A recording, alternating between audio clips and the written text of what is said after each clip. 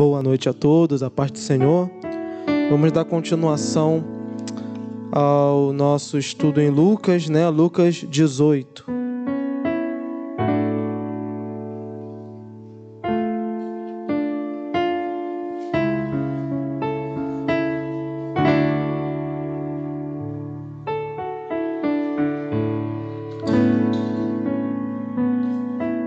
Lucas 18, como sempre vamos ler o capítulo completo, mas nesse primeiro momento vamos ler até o versículo 6.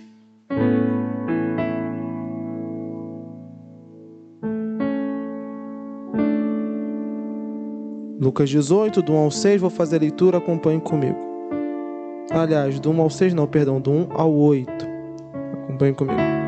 Então Jesus contou a seus discípulos uma parábola, para mostrar-lhes que eles deviam orar sempre e nunca desanimar. Ele disse: em certa cidade havia um juiz que não temia a Deus, nem se importava com os homens.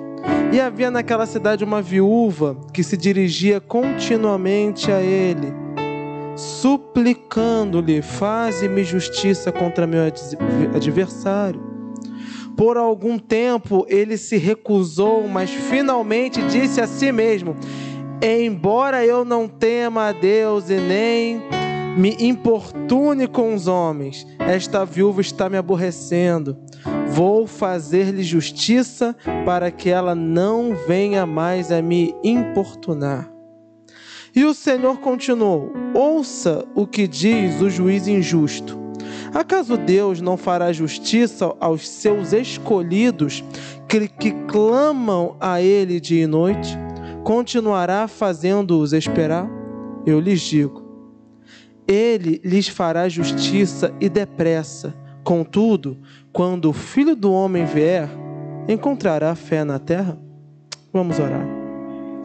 Santo Deus, amado Pai, Senhor, nós te agradecemos por mais esta oportunidade de estarmos, ó Deus, na Tua casa, como igreja, reunidos para ouvir da Tua palavra. Fala aos nossos corações, Espírito Santo de Deus. Fala aos nossos corações.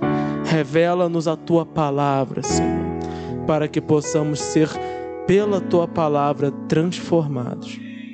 Senhor, é o que te pedimos em nome de Cristo Jesus. Amém. O irmão pode se assentar.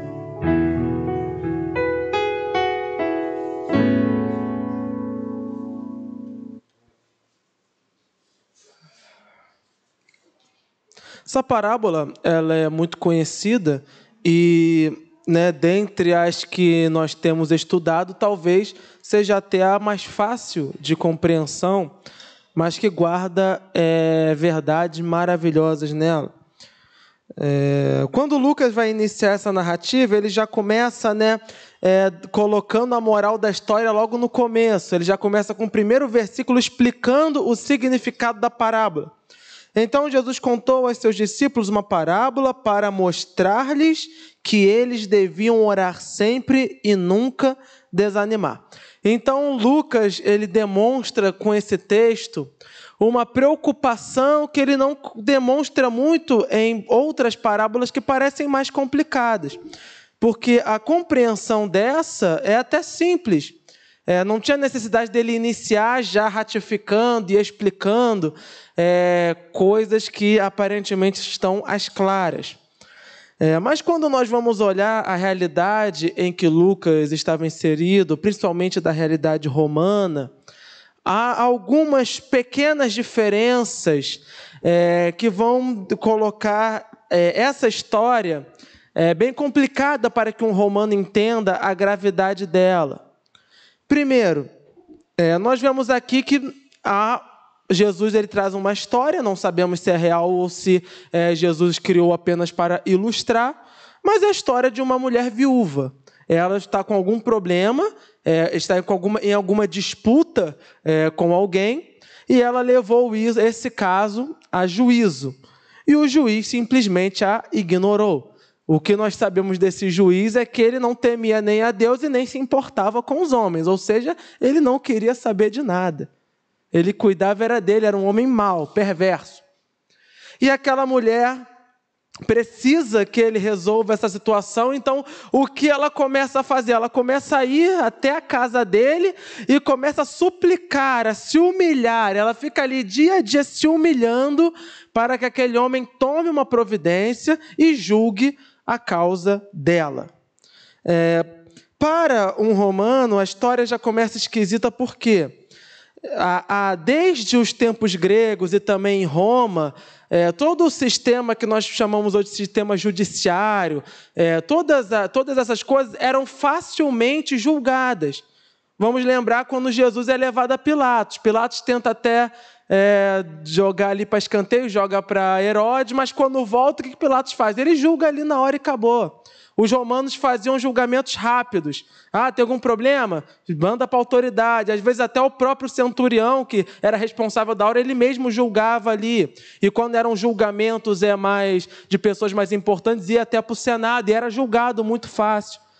Para os romanos também, desde a cultura grega, também tinha a presença de um advogado, que era chamado para representar aquela pessoa, até que depois o nosso Senhor Jesus Cristo vai ser comparado a um advogado.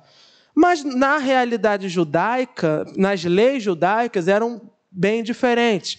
Havia o Sinédrio, que eram 70 homens, que seria como fosse a Suprema Corte, e haviam os pequenos juízes, aqueles que eram juízes regionais que cuidavam de causas pequenas. Nós não sabemos se a causa dessa mulher estava sendo julgada por algum membro do Sinédrio ou por um simples juiz de causas pequenas. Mas o que nós vemos é a realidade judaica, que era o quê? Seria julgado quando o juiz considerasse que deveria ser julgado. Não tinha advogado, não tinha direito, não tinha um código jurídico para isso, não. O juiz deveria julgar de acordo com a lei do Senhor, mas quando ele iria julgar, não dizia respeito somente a ele. E já é dito que aquele homem, embora fosse um juiz de Israel, porque o contexto ali é Israel, ele não temia a Deus, e também não se importava com os homens, ou seja, ele não estava nem aí. E uma mulher viúva, hoje há as aposentadorias, há todo o cuidado. Uma mulher viúva, se ela não tivesse um filho para sustentá-la na sua velhice, ela estava entregue à própria sorte. Não havia nenhum plano, não havia nenhum plano de governo para atender essas mulheres. E o fato dela estar indo pessoalmente, Jesus já está colocando como uma viúva sozinha. Ela não tem um filho que a represente, ela não tem nada. E se não bastasse toda essa situação, ela ainda sofreu aparentemente dano por alguém e o juiz simplesmente não quer julgar. Então, quando um romano lisse essa história, talvez pensasse, Jesus está fazendo uma dura à realidade jurídica daquele povo. Mas Lucas quer deixar claro, olha, Jesus não está abordando os problemas sociais daquela época. Jesus está ilustrando, ele está pegando essa imagem para ilustrar a necessidade do servo de Deus em ficar constantemente orando ao Senhor. E como Jesus vai ilustrar isso? Primeiro, ele pega a imagem de um juiz. Nós sabemos que o nosso Senhor é o juiz de toda a terra. Mas Jesus, ele faz quase o que ele fez nas outras parábolas. Ele modifica um pouco as imagens, ele traz a figura de um juiz que é iníquo, é um homem que não presta. Até para atender a mulher ele não presta, porque ele não a atendeu por misericórdia. Ela estava incomodando tanto que ele falou, vou atender porque eu não aguento mais essa mulher toda hora aqui na porta da minha casa. Então, nem para fazer a justiça ele era justo, ele fazia para não ser importunado. Por que Jesus pega uma figura tão asquerosa e aparentemente está aqui comparando com a figura do Deus Todo-Poderoso? É como nós falamos nas outras narrativas. Quando Jesus pega essas figuras, ele não está fazendo comparação de valores. O que ele quer demonstrar é a postura da pessoa diante daquela autoridade. Ou seja, se diante da autoridade injusta eu me humilho e fico ali constantemente clamando para que essa autoridade injusta, que não se importa comigo e nem com Deus, me atenda, qual deve ser a minha postura com um Deus justo e que me ama? Então, se aquela viúva fica ali insistindo, insistindo e insistindo, até que a autoridade lhe atenda, assim deve ser o servo de Deus. Nós devemos nos humilhar na presença do Senhor e clamar, e clamar, e clamar, até que o Senhor nos responda. Porque se o juiz iníquo atende, o meu Deus que é santo, segundo a sua vontade, fará justiça às minhas causas. E vamos analisar outra coisa aqui. Não se pode pegar esse texto para dizer que Deus sempre responderá todas as nossas orações. O que Jesus colocou aqui? Deus nos fará justiça. Então é uma oração específica. É uma oração específica por justiça. E essa deve ser a oração nossa também. Quando o servo de Deus ele está sendo injustiçado, quando o servo de Deus está sendo acusado falsamente ou está sendo tolhido de algum direito pela sua condição ou por qualquer outra coisa, há um juiz nos céus. E ainda que o juiz da terra tenha até um certo desprezo para conosco, há um juiz nos céus que pode fazer todas as coisas. Então é isso que Jesus está dizendo. Ele faz justiça. E numa realidade tão iníqua quanto a realidade romana, e até mesmo nos dias de hoje, né, onde nós estamos no país considerado país da corrupção, ainda há alguém que faz justiça. É o Rei dos céus, é o Deus Todo-Poderoso. Deus continua fazendo justiça às nossas causas. Ele continua justo e continua bom. E se Ele faz justiça, então nós entendemos uma verdade que é a que está implícita aqui. A soberania de Deus. Por que nós oramos a Ele? Porque Ele pode solucionar as nossas causas. E é isso que o Lucas ratifica aqui logo no início. Jesus quer mostrar-lhes a importância de orar sem desanimar.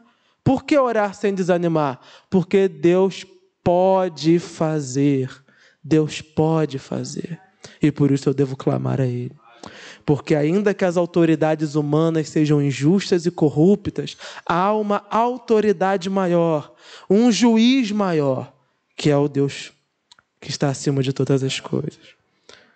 E aí Jesus vai continuar, né? Ainda trazendo mais algumas parábolas, que é esse método de Jesus, de ensinar coisas que às vezes são até difíceis, mas que através de uma parábola ele consegue simplificar para que o ouvinte entenda. Versículo 9. Há alguns que confiavam em sua própria justiça e desprezavam os outros. Jesus contou esta parábola, só uma pausinha aqui. Nós vimos logo no capítulo 18 que Jesus está falando com os seus discípulos. Né? Pode ser só com os 12 ou pode ser com um grupo de seguidores. Mas o que a Lucas está frisando aqui é que nesse público também há aqueles que, como os fariseus, confiam em sua própria força. Então, esse pecado de confiar em si mesmo não era exclusivo dos fariseus, dos mestres da lei, não. Até mesmo aqueles que seguiam Jesus tinham isso. E Jesus, sondando os corações, ele vai trazer mais uma parábola, versículo 10. 2 homens subiram ao templo para orar. Um era fariseu e o outro publicano. O fariseu, em pé, orava no íntimo: Deus, eu te agradeço porque não sou como os outros homens, ladrões, corruptos, adúlteros, nem mesmo como este publicano. Jejuo 2 vezes por semana e dou o dízimo de tudo que ganho. Mas o publicano ficou à distância. Ele nem ousava olhar para o céu, mas batendo no peito dizia: Deus, tem misericórdia de mim, que sou pecador.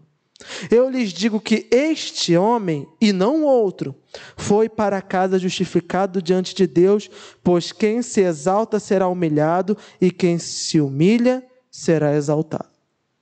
Qual era o público de Jesus? Nós vemos o público de Jesus logo pelos seus próprios discípulos. Eram pessoas de todo o tipo, mas havia uma coisa que todos eles tinham em comum. Todos, em sua maioria, eram desprezados. Eram pescadores, eram publicanos, como Mateus. zelotes, homens extremistas, terríveis, todos ali juntos. Então, Jesus está falando com seus discípulos e há ali no meio pessoas que estão olhando para o lado e estão falando, o que esse cara está fazendo aqui? Aquele ali é publicano. Publicanos eram os coletores de impostos, eram judeus que coletavam impostos para os romanos e, não satisfeitos, ainda botavam a mais para poder tirar para eles. Então, se o imposto é 5, ele botava 8, 10, levava 5 e dava o resto, e os romanos sabiam e nada faziam também. Então, Jesus tem todo tipo de gente. Há mulheres que tinham passados estranhos, até prostitutas que eram conhecidas e estavam ali ouvindo Jesus. Então, aquele momento ali em que Jesus está ensinando, Jesus sonda os corações. E isso é uma característica do Deus vivo. Ele sonda os corações, ele sabe o que se passa nos corações ali. Ninguém fala, nós não vemos aqui ninguém falando, olha, eu não vou continuar aqui enquanto essa pessoa estiver, ninguém fala. Mas Jesus sonda os corações, ele sabe o que aquele povo precisa ouvir e aqui ele traz uma mensagem. Ele vai pegar o fariseu, que é o exemplo máximo de bom comportamento, né? Segundo eles mesmos, claro. E vai pegar um publicano, que é o mais desprezado de todos, até pior que as prostitutas, porque tocava no bolso de todo mundo. E ele vai falar, o fariseu estava ali. O que o fariseu diz? O fariseu não diz nada de errado na sua oração. Ele ora, ele agradece a Deus. Por quê? Porque ele não era ladrão, nem corrupto, nem adúltero, e nem mesmo como este publicano. Então, segundo esse mesmo fariseu, ele nunca roubou, ele nunca agiu de nenhuma forma de corrupção, ele nunca adulterou e também nunca roubou como publicano. Ele jejuava 2 vezes por semana e dava dízimo de tudo o que ganhava. Então, nós temos aqui um homem que é praticamente o exemplo perfeito de bom comportamento. E nós temos um outro que por si só é publicano, ele nem precisa dizer os pecados, é publicano, então já pode colocar na lista dele todo tipo de pecado que você pode imaginar. Mas como que ele se porta na sua oração? Ele começa a bater no peito, dizendo para que Deus tivesse misericórdia dele, pois ele era um pecador. E aí Jesus vai explicar qual de fato é a diferença. Versículo 14, eu lhe digo que este homem e não o outro foi para casa justificado diante de Deus. Por quê? Pois quem se exalta será humilhado e quem se humilha será exaltado. O que Jesus quer começar a trazer para o seu ouvinte? Que a salvação não vem do homem. A salvação não vem das atitudes do homem, não vem pelo quanto o homem é bom e pelo quanto ele se esforça a ser bom. A salvação vem da misericórdia de Deus. O que aquele fariseu fez foi confiar na sua própria força, e aqui ele começa a trazer vários outros pecados que estão à tona. Ele é arrogante. Ele se coloca acima dos outros. Ele não tem o mínimo de amor pelo próximo, porque ele olha para o publicano com total desprezo. Eu não sou como esse publicano. Então, essa imagem que esse publicano tinha de si mesmo, de que ele era o servo de Deus perfeito, era um espelho rachado. Porque, na verdade, ele trazia consigo diversos pecados ali. E o publicano? Também, cheio de pecados. Só que diferente do fariseu, o publicano faz a única coisa que o homem e a mulher podem fazer para ser salvos. Ele clama pela misericórdia de Senhor. Ele está ali arrependido dos seus pecados.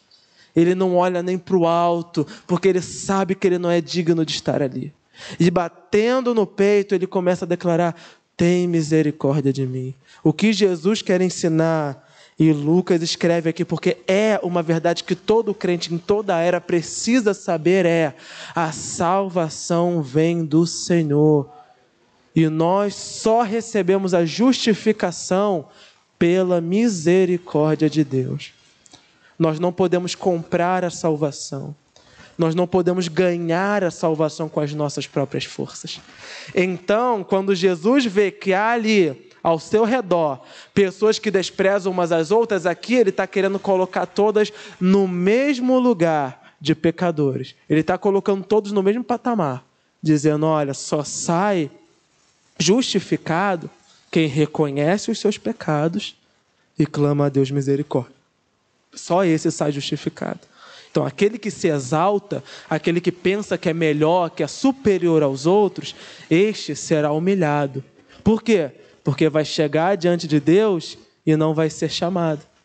Mas aquele que se humilha, e esse humilhar, aquele não está dizendo se humilhar diante do mundo, mas aquele que se humilha, reconhecendo os seus pecados, dizendo: Senhor, eu não mereço estar aqui, Senhor, eu não sou digno de estar aqui, é esse que vai encontrar a justificação.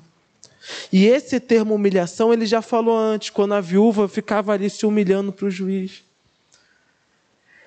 Então, quando nós vamos pegar todo esse contexto, até nas próximas que nós vamos ver que Jesus está batendo constantemente nesse termozinho: humilhação diante de Deus. Nós nos humilhamos para clamar a Ele justiça, nós nos humilhamos para clamar a Ele justificação. Versículo 15. Vai continuar a narrativa. O povo também estava trazendo as criancinhas para que Jesus tocasse nelas. Ao verem isso, os discípulos repreendiam aqueles que as tinham trazido. Mas Jesus chamou a si as crianças e disse: deixem vir a mim as crianças e não as impeçam, pois o reino de Deus pertence aos que são semelhantes a elas. Digo-lhes a verdade, que não recebe o reino de Deus quem não recebe o reino de Deus como uma criança, nunca entrará nele. Então as pessoas viram Jesus, estavam ali com seus filhos, suas crianças, e: olha, mestre, abençoa, deixa uma palavra. E os discípulos, eles tentam ali expulsar as crianças, parece até um ato de extrema grosseria, mas é porque de fato um mestre não ensinava para crianças, um mestre não ensinava nem para mulheres. Então o que eles estavam fazendo ali estavam tentando trazer um respeito, porque na visão deles estava acabando o respeito ali. O mestre está falando e tem criança ali indo para ele, tem não sei o quê. Então não foi uma covardia, uma crueldade com as crianças, mas uma tentativa de manter um respeito ali ao mestre falando. Mas Jesus, ele vai quebrar um pouco os protocolos, porque esse mestre recebe as crianças. Esse mestre quer que as crianças cheguem até elas, e esse mestre vai fazer um comparativo que para o povo daquela época não fazia o menor sentido. Ele vai dizer: quem não for como uma criança nunca entrará nele, ou seja, nunca vai entrar no reino dos céus. Como assim? Quando nós vamos ler lá Provérbios, nós vamos ver que Salomão vai falar constantemente que o jovem é um louco, que você tem que tirar a loucura do jovem na vara. E não está errado. Mas toda a visão judaica é o quê? A criança é imatura, a criança é inconsequente. A criança, entre aspas, não tem utilidade nenhuma. Então, o que você tem que ensinar a criança? Tem que ensinar a criança a ser como um adulto. Mas Jesus já fala: não, o adulto tem que ser como a criança. Como? Quando você vai falar para um pai de família: você tem que ser igual uma criança. Vai falar para uma mãe que naquela época tinha seus 7 filhos: a senhora tem que ser como uma criança.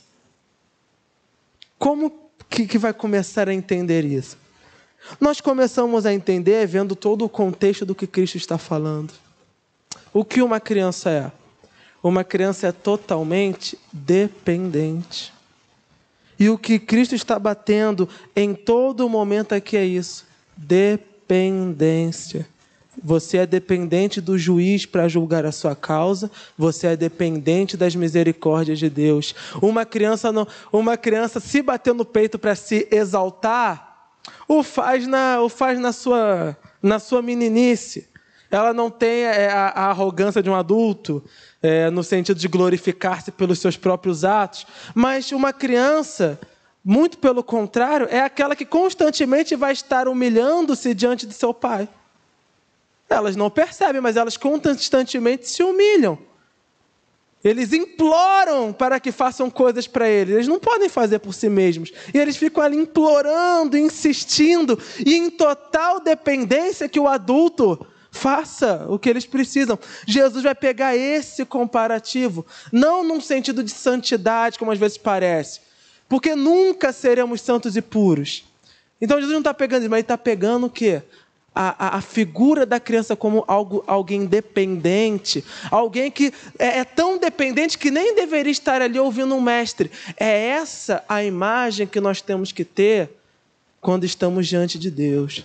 Somos crianças totalmente dependentes do Senhor. Precisamos dele para tomar as decisões por nós. Precisamos dele para trazer provisão. A criança não sabe o que é trazer provisão para o seu lar. O pai e a mãe é que cuidam disso. A criança não sabe fazer justiça. A criança não é justa muitas das vezes. Ela é injusta até. Porque ela quer tudo para ela na maioria das vezes. É o pai e a mãe que tem essa responsabilidade. Vai trazer justiça. Vai ensinar o que é certo e o que é errado. E quando a criança faz bagunça, ela vai pedir perdão ao pai, ela vai pedir perdão à mãe. Nós somos crianças. Eu vou utilizar esse termo, não é desprezando as crianças, mas para Deus, assim como uma criança para o seu pai, nós somos inúteis, nós não podemos agregar em nada que não seja afeto emocional. A criança só pode trazer para o pai amor. Ela não pode trazer um boleto pago. Ela não pode trazer a solução de um problema muito grave. Nem um grande conselho que vai mudar a sua vida. A única coisa que a criança faz é corresponder ao amor. Nós, como crianças diante de Deus, a única coisa que fazemos é corresponder ao amor do Senhor. Tudo é Ele quem faz por nós.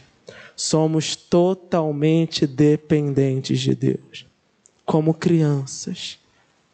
Eu não posso bater no peito, exaltando a mim mesmo, dizendo quão bom crente eu sou, quão forte servo de Deus eu sou, não. Eu sou um miserável pecador, totalmente dependente do Senhor. E ai de mim se o Senhor soltar a minha mão. Serei como uma criança perdida pelas ruas. E isso vai se fortalecer agora, no momento em que nós vamos ver. Versículo 18. Certo homem importante, ele perguntou, ele estava ali no meio. Bom mestre, que farei para herdar a vida eterna? Por que você me chama bom? Respondeu Jesus. Não há ninguém que seja bom a não ser somente Deus. Só uma pausazinha aqui. Jesus parece estar se contradizendo. Se ele é Deus e Deus é bom, como pode ele dizer que ele não é bom? Qual é o contexto que está acontecendo aqui? Jesus está querendo ensinar os seus discípulos a se humilharem diante de Deus, a pararem de confiar nas suas próprias forças. E de repente chega um homem que já está cheio de si, porque ele faz uma pergunta: bom mestre, o que farei para herdar a vida eterna? Mas ele está trazendo uma espécie de arrogância, ou seja, ele não sabe o que ele pode fazer porque ele já faz tudo de bom. Mestre, eu não sei mais o que eu posso fazer para herdar a vida eterna, seria mais ou menos o que esse homem está querendo dizer aqui. E aí Jesus vai quebrar ele, usando a si mesmo, dizendo: bom, só Deus. Por que você está me chamando de bom? Bom, só Deus. Então Jesus já começa a quebrar. Vamos parar com esse negócio de bom, ficar se achando bom, só Deus. Versículo 20. Você conhece os mandamentos: não adulterarás, não matarás, não furtarás, não darás falso testemunho, honra o teu pai e a tua mãe. A tudo isso tenho obedecido desde a adolescência, disse ele.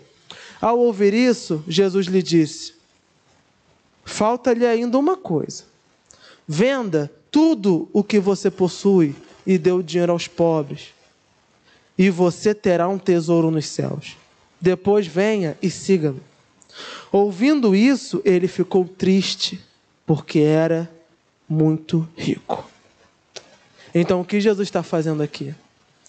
Jesus está quebrando toda a imagem daquele homem que se achava tão perfeito, mas era incapaz de abrir mão das riquezas para seguir Jesus. O que foi que Jesus pediu para todos os seus discípulos? Quando ele chega para Pedro e André, que estavam lá com as redes e tudo mais: larga tudo e segue-me. Vem, larga tudo e segue-me. Aqueles que estavam enterrando o pai: deixa eu enterrar meu pai. Larga tudo e segue-me. É a mesma exigência para todos. Jesus não está jogando um peso maior sobre aquele homem. Ele está falando a mesma coisa que ele falou para todos. Falta uma coisa. Vende os seus bens e segue-me. Jesus não está falando, vende os seus bens e vive aí. Ele está trazendo um convite àquele homem. Um convite para aquele homem ser um discípulo, um seguidor dele. Larga tudo e segue-me. Passa a me acompanhar. Passa a viver comigo. O homem olha, se entristece e vai embora. Porque tinha muitos bens. Ou seja, toda aquela postura de alguém que amava muito a Deus, porque fazia, cumpria todos os mandamentos, tudo aquilo era vazio, porque aquele homem era avarento. Aquele homem amava mais as riquezas do que a Deus. Ele não era tão bom quanto achava que era. E é isso que Jesus quer mostrar, não só aquele homem, né, que Mateus vai chamar de dizer que é um jovem, mas também para todos aqueles que estão ao redor. Olha aí o amor que ele tem a Deus. Ele tem amor a Deus enquanto são mandamentos que ele consegue cumprir. Mas quando toca no bolso, quando toca naquilo que ele mais ama, ele não abre mão, ele vai para trás. Bom, quem é bom a não ser somente Deus? É esse o ensinamento que é o principal aqui dessa história. Jesus não está trazendo um padrão, dizendo que tudo que nós temos que vender e dar para os pobres. Ele não está trazendo um padrão. Ele está quebrando a imagem daquele homem que se dizia ser quase que um homem perfeito, pois cumpria tudo, todos os mandamentos, mas que na prática era incapaz de fazer sacrifícios para servir a Jesus. Então Jesus está mostrando quem é bom? Somente Deus. Todos nós temos os nossos calos. Nenhum de nós pode exaltar-se e dizer que somos dignos da salvação porque cumprimos os mandamentos e as ordenanças do Senhor. Versículo 23, ouvindo isso, ele ficou triste porque era muito rico. Vendo-o entristecido, Jesus disse: como é difícil aos ricos entrar no reino de Deus. De fato, é mais fácil passar um camelo pelo fundo de uma agulha do que um rico entrar no reino de Deus. Aqui podem ter três interpretações, né? Porque Jesus está dizendo, ele pode estar sendo literal, pode estar falando, é como se fosse um camelo, um animal, camelo, aquele animal grande, tentando passar por uma agulha, algo muito pequenininho, que, ou seja, é impossível. Mas havia lá em Israel um dos portões por onde entravam os animais que era chamado de agulha. E por ali, de fato, era o portão onde entravam os camelos. Para isso, era necessário que o camelo fosse adestrado para que ele meio que se curvasse.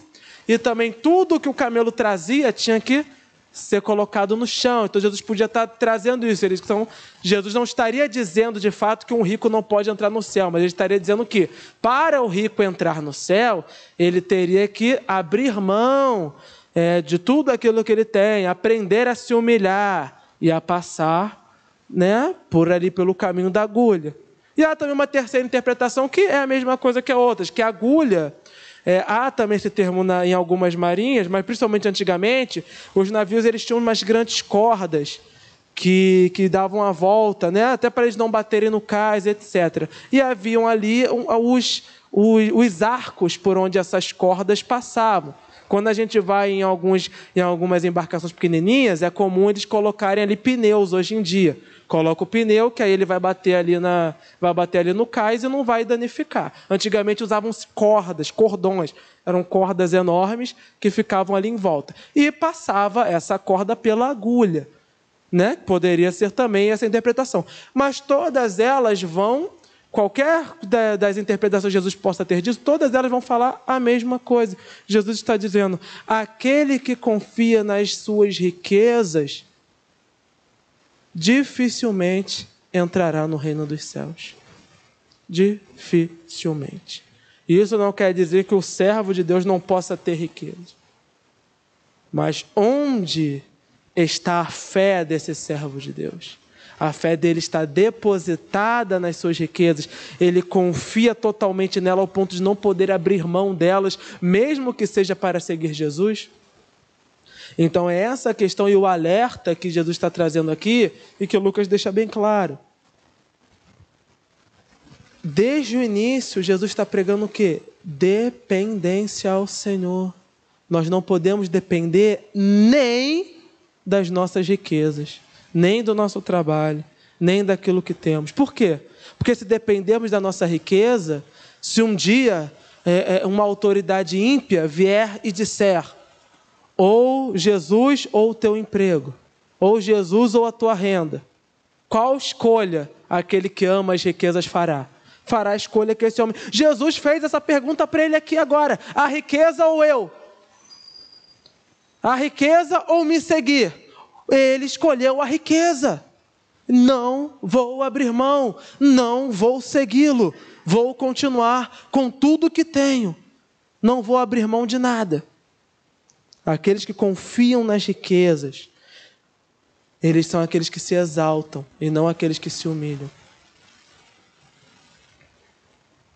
Versículo 26. Os que ouviram isso perguntaram: então quem pode ser salvo? Por quê?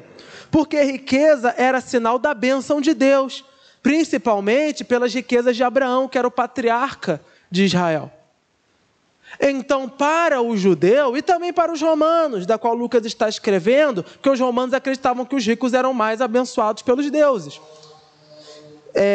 O judeu olha para aquilo, os discípulos olham para aquilo e falam: se esse homem que cumpre todos os mandamentos e ainda é rico, que é sinal da bênção de Deus, da prosperidade, se ele não vai ser salvo, quem vai ser? Se ele, que é o exemplo aqui, acabou de falar, todos os mandamentos que ele cumpre, e ainda é rico, que é o sinal da bênção de Deus, que é sinal de que Deus está se agradando dele, se ele não vai ser salvo, quem vai ser? Quem? Versículo 27, Jesus respondeu: o que é impossível para os homens é possível para Deus. Quem pode ser salvo? Ninguém. É impossível para o homem. Riquezas e bens materiais não são sinais de salvação. Tampouco uma aparente moralidade é sinal de salvação. É impossível para o homem salvar-se. E agora? O que nós estamos fazendo aqui? Mas Jesus não termina a frase assim. O que é impossível para os homens é possível para Deus. Deus pode salvar o pecador. Deus pode salvar o pecador. O pecador não pode salvar-se a si mesmo, mas Deus pode salvar o pecador. Jesus está novamente batendo na mesma tecla: a salvação vem somente do Senhor. Ele pode salvar aquele que, entre aspas, tem uma moralidade maior, mas ele também pode salvar aqueles a qual toda a sociedade olha com total desprezo, que eram aqueles que estavam ali ao redor de Jesus. É impossível para a prostituta, é impossível para o publicano, é impossível para o jovem rico, mas para Deus é possível. Dependência total de Deus em todas as coisas, em todas as coisas. E isso, essa mensagem que Jesus traz, ela talvez ali para aqueles judeus a princípio não tenha trazido grande impacto, mas eu imagino que qualquer romano que leia isso aqui, porque qual era a realidade romana? O romano não era circuncidado. O romano, antes de conhecer a Cristo, vivia com todo aquele modo de vida sujo que era ali dos pagãos, porque o judeu ainda tinha aquela moralidade, o romano, o pagão não. Mas quando o leitor lê essa frase de Cristo, ele começa a ver que por mais pecados que ele tenha e por mais que seja impossível ele cumprir esses mandamentos todos aqui, que talvez ele tenha feito coisas tão horríveis no seu passado, nada é impossível para Deus. Deus pode salvá-lo. Deus pode salvar aquele pecador, aquela pecadora. Ele pode salvar os ladrões já condenados na cruz. Pode salvar as mulheres que já estavam com 7 demônios no corpo. Cristo pode fazer isso, a salvação vem do Senhor. É impossível para nós, mas é possível para Deus. Versículo 28. Pedro lhe disse: nós deixamos tudo o que tínhamos para seguir-te. Respondeu Jesus: digo-lhes a verdade. Ninguém que tenha deixado casa, mulher, irmãos, pai ou filhos por causa do reino de Deus, deixará de receber na presente era muitas vezes mais, e na era futura a vida eterna. Então Pedro começa a entender, porque Jesus estava dizendo que era impossível. Ele vê o exemplo daquele homem que era rico e não abriu mão de nada, mas ele no seu pouco abriu mão daquilo que tinha. Ele abriu mão do seu negócio, ele abriu mão de tudo para seguir. E ele fala: nós abrimos, Senhor. Nós abrimos mão de tudo. O que é de nós? O que somos nós então? E aí Jesus vai dizer: ninguém que tenha deixado casa, mulher, irmãos, pai, filho, por causa do reino de Deus, deixará de receber na presente era muitas vezes mais, e na futura a vida eterna. Aquele que abre mão das coisas terrenas pelo reino de Deus recebe coisas muito mais grandiosas ainda nessa terra e principalmente no reino futuro. Não são riquezas materiais que Cristo está falando aqui, mas de riquezas que são tão maravilhosas, mas tão maravilhosas, que têm um valor muito mais elevado do que as riquezas materiais. E aqui ele vai dizer: abriu mão de pai, mãe, de filho. Ou seja, é quando o crente acaba sendo rejeitado pela família por seguir a Jesus. Como que nós ganhamos mais? Olha, eu tenho só uma irmã carnal. Mas quantos irmãos eu já não tenho aqui na casa de Deus? Então, ainda que, pela misericórdia de Deus, minha família é cristã, mas ainda que eu fosse rejeitado pela minha família, rejeitado pelo meu pai, pela minha mãe, pela minha irmã, eu teria muitos e muitos irmãos a quem eu poderia me achegar. Por quê? Porque Deus me deu mais. Antes, se eu não tivesse Cristo, eu teria só uma irmã. Hoje eu tenho milhares e milhares de irmãos que eu nem conheço. Eu tenho irmãos no Japão, tenho irmãos na China, tenho irmãos sofrendo na Coreia do Norte, tenho irmãos onde há o Evangelho de Cristo, há ali meus irmãos. Ou seja, se eu perco aqui com a minha família, Deus me dá uma outra. E as riquezas? Toda a alegria que a riqueza pode trazer é momentânea, mas Deus traz a alegria verdadeira para o crente. E como nós sabemos que a nossa alegria é verdadeira? Porque a nossa alegria não depende das circunstâncias. A alegria do jovem rico dependia da sua riqueza, mas a alegria de Pedro, ele vai mantê-la até o dia da sua morte. E mesmo morte, segundo a história, de cabeça para baixo numa cruz, alegre, feliz, porque estava sofrendo por Cristo. Quando Pedro e João são açoitados no sinédrio por seguirem a Cristo, eles saem pulando de alegria e cantando louvores, porque eram dignos de sofrer por Cristo. É uma alegria que não tem explicação. O que vem do reino de Deus é muito maior. Eu posso não ter nada que esse mundo tem, mas eu tenho uma alegria real que vem do trono de Deus. Podem tirar tudo, podem jogar na cova dos leões, como estava acontecendo com o leitor de Lucas. Podem fazer o que for, a riqueza do reino dos céus é muito maior.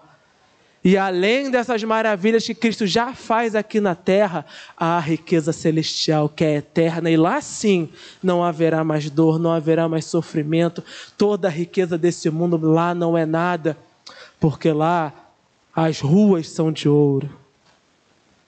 Não há sequer sol, porque a própria presença do Senhor ilumina todas as coisas. Então Jesus está trazendo aqui, mostrando para eles que depender de Deus Não é um investimento furado, onde você abre mão das suas riquezas e fica, Deus dará, agora, né? Pedro está falando, abrimos mão de tudo. Não, é um investimento, é um investimento totalmente seguro. Eu sigo a Cristo, abro mão de tudo que precisar abrir e recebo de Cristo muito mais do que esse mundo poderia me dar. Agora, para nós encerrarmos as últimas duas histórias, né? Jesus vai anunciar a sua morte, versículo 31. Jesus chamou à parte os 12 e lhes disse: estamos subindo para Jerusalém, e tudo o que está escrito pelos profetas acerca do Filho do Homem se cumprirá. Ele será entregue aos gentios, que zombarão dele, o insultarão, cuspirão nele, o açoitarão e o matarão. No terceiro dia, ele ressuscitará. Os discípulos não entenderam nada dessas coisas. O significado dessas palavras lhes estava oculto e eles não sabiam do que ele estava falando. Jesus foi bem literal aqui no que ele estava dizendo, né? Falou, vamos subir para Jerusalém, eu vou morrer, mas ao terceiro dia eu vou ressuscitar, e isso já estava anunciado. Jesus estava pregando a todo momento ali para as multidões, e nesse momento ele separa os 12 e anuncia isso. O que Jesus está fazendo? Está preparando o seu discípulo. Ele está dizendo, olha, nós vamos subir para lá, mas o negócio vai ficar estranho. Mas logo em seguida ele traz o consolo. Eu vou voltar. Então, ainda que pareça que tudo se perdeu, confiem, eu vou voltar, e isso já está anunciado há muito tempo. Mas os discípulos não entenderam. Nós não sabemos se por uma falta de fé, ou se eles estão achando que Jesus está trazendo uma parábola, já que Jesus estava falando parábolas e parábolas, podiam também estar pensando, será que é uma parábola? Será que isso vai acontecer mesmo? Como assim? Vai morrer e vai voltar? O que isso quer dizer? E até a questão lógica, se o profeta viu que se ele for naquele lugar ele vai morrer, o que ele vai fazer naquele lugar? Mas nós sabemos que tudo está dentro do plano e do propósito de Deus. E talvez seja esse o motivo de Lucas registrar essa narrativa aqui, que é tão simples, né? Mas que demonstra uma coisa: Cristo não foi para a cruz obrigado, nem tampouco foram os homens que o colocaram lá. Ele já sabia que iria e foi lá exatamente para isso. Tudo está dentro dos seus planos, nada foge dos seus decretos. A morte de cruz é uma morte terrível em Roma. Era a morte de gente maldita. Para o romano que está lendo, ele sabe que esse Jesus foi crucificado. Então ele pode pensar, eu vou seguir um homem que morreu de cruz? Uma morte tão terrível assim? Né? Vamos trazer para os dias de hoje. Vou seguir um homem que foi fuzilado pela polícia. Espera aí. O que esse homem fez para ser fuzilado dessa maneira? Quando Lucas está escrevendo toda a narrativa de Jesus, ele está mostrando para o romano que Jesus não foi para a cruz porque era um marginal, não foi para a cruz porque era alguém ruim, e nem foi para a cruz porque era um revolucionário fraco, que não tinha poder militar para resistir àquela gente. Jesus foi para a cruz porque queria. E por que ele queria ir para a cruz? Porque esse era um plano de Deus desde a fundação do mundo. Já tinha sido anunciado, já tinha sido predito. Jesus vai fazer exatamente a vontade de Deus. O momento da cruz não é uma fraqueza de Cristo.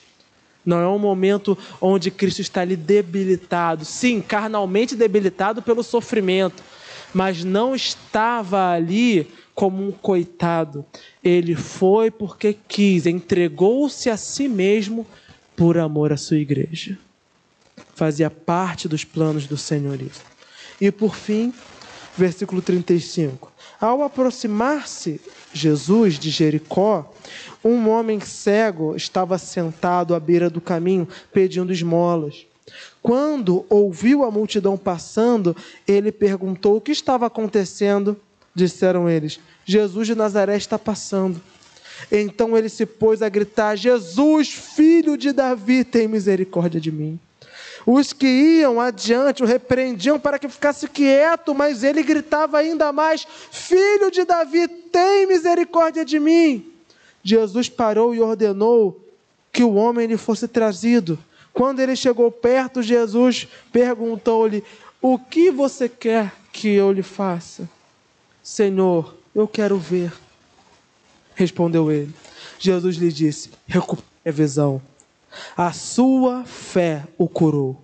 Imediatamente ele recuperou a visão e seguia Jesus glorificando a Deus. Quando todo o povo viu isso, deu louvores a Deus. Qual é todo o contexto do capítulo 18? Dependência a Deus. E qual é o exemplo máximo de dependência que nós podemos encontrar aqui? Era um homem cego, numa sociedade em que não havia nenhum plano social para ele. E aquele homem estava mendigando, ou seja, aparentemente também não tinha família. Se tinha, o desprezaram. O homem não podia trabalhar e tinha que ficar às ruas ali, mendigando para ter o que comer, para ter sustento. Jesus está passando por ali, ele está indo lá para Jerusalém, então, durante todos os povoados, ele vai ter que ir andando ali pelo caminho. E aquele homem começa a ouvir uma barulhada, uma bagunça, ele não está enxergando e começa a perguntar: o que é? O que está acontecendo? O que houve? Eles falam: Jesus está passando aí. Jesus. E aí ele faz uma declaração que o judeu entende e o romano também vai entender. Jesus, filho de Davi, tem misericórdia de mim. Quando ele chama Jesus de filho de Davi, ele não está apenas reconhecendo que de fato Jesus era descendente de Davi, mas ele estava apontando para a promessa do Messias prometido, que viria da casa de Davi. Ele está dizendo o quê? Messias, ungido, Salvador, meu rei, tem misericórdia de mim. E da mesma forma como a viúva insistia para que o juiz atendesse a ela, da mesma forma como que as crianças em dependência chegavam ali com os pais, aquele homem em total dependência passa a humilhar-se e a gritar para que Jesus atenda ele. E Jesus a princípio não ouviu, continua andando, e aquele homem continua a insistir, da mesma forma como Jesus ensinou. Parece até que ele estava ali ouvindo a parábola de Jesus, porque ele faz exatamente aquilo que Jesus ensinou. Ele insiste, até que Jesus se volte a ele. E todos dizem para que ele fique quieto. Ele estava perturbando, mas ele insiste: Jesus, filho de Davi, tem misericórdia de mim.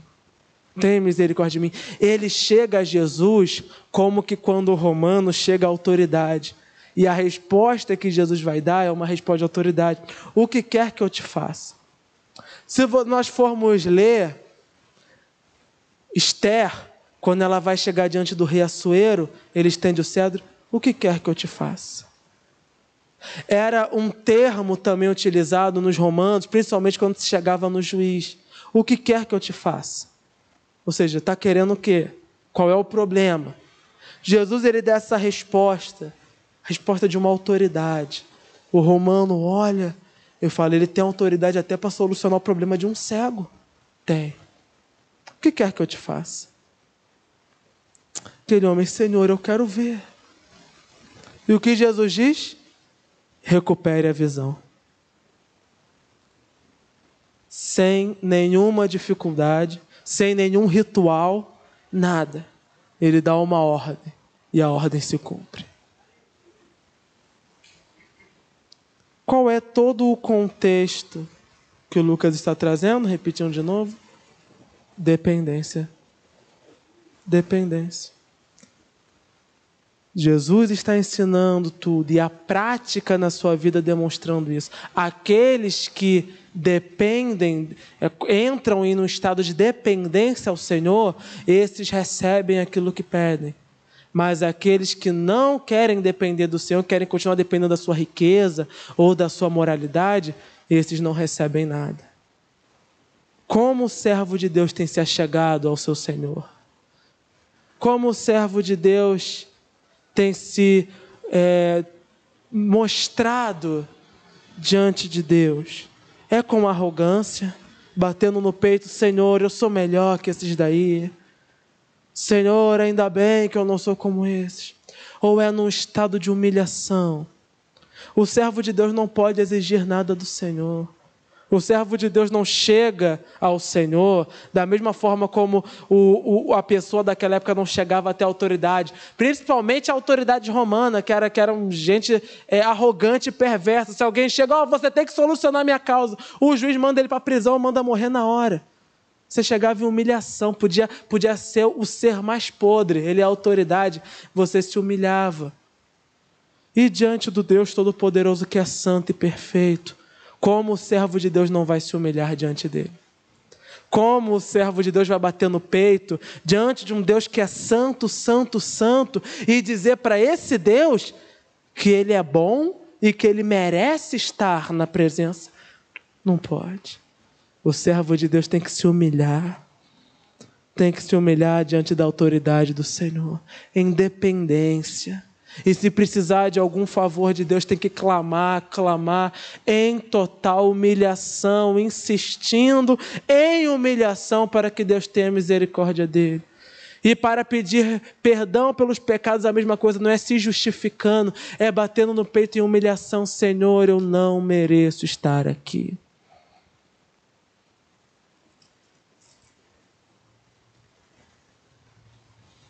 Jesus quebra totalmente nesse capítulo as expectativas do homem de achar-se bom o suficiente para Deus. Nós não somos, nunca seremos. O leitor de Lucas não era, nós também não. Não somos bons e não somos dignos de absolutamente nada, nem de milagres e nem de salvação. Mas louvado seja Deus, porque aquilo que é impossível a nós é possível a Deus. Que Deus tenha misericórdia de nós. Vamos orar ao Senhor. Santo Deus, te agradecemos, ó Pai, pela Tua palavra. Que, ó Deus, não é uma palavra que vem enaltecer as nossas qualidades, mas vem colocar por terra toda a arrogância que possamos ter, Senhor. E é o que pedimos nessa noite. Que a Tua palavra, ó Deus, que o estudo da Tua palavra possa verdadeiramente, Senhor, ser como uma semente que plantada em terreno fértil cresce, ó Deus. Senhor, tira de nossos corações toda a arrogância, toda a prepotência. Que jamais esteja em nosso coração nenhum tipo de imposição quanto ao que queres ou deves fazer ou não, ó Senhor. Senhor, quando nos achegarmos a Ti, seja com pedidos, ó Pai, de justiça, pedidos de milagres e até mesmo, Pai, para clamar o perdão dos pecados. Coloque em nossos corações, ó Deus, submissão. Espírito Santo de Deus, traz à nossa mente a consciência dos nossos pecados. Joga por terra toda a nossa arrogância, Senhor. Pois aquele que se exalta será humilhado, ó Deus, mas nós queremos humilhar-nos na Tua presença, para que, ó Deus, encontremos de Ti o Teu favor, Senhor. Senhor, nós Te rendemos graças, porque a Tua salvação não veio a nós por sermos bons ou por aquilo que temos. A Tua salvação veio porque a Tua misericórdia nos alcançou. Nós Te agradecemos pela Tua misericórdia, Senhor. Te agradecemos pela Tua santa palavra, que em cada capítulo da Sagrada Escritura vem trazendo mudança aos nossos corações, Senhor. Que, ó Deus, não busquemos a Tua presença, Pai, como um meio, Senhor, uma escada para alcançarmos bens materiais. Mas que, ó Deus, a Tua presença seja a nossa maior riqueza. E que ao nos achegarmos a Ti, estejamos em total submissão e reconhecimento da nossa pequenez e da grandeza da Tua santidade. Nós Te agradecemos mais uma vez. No nome santo de Cristo Jesus. Amém.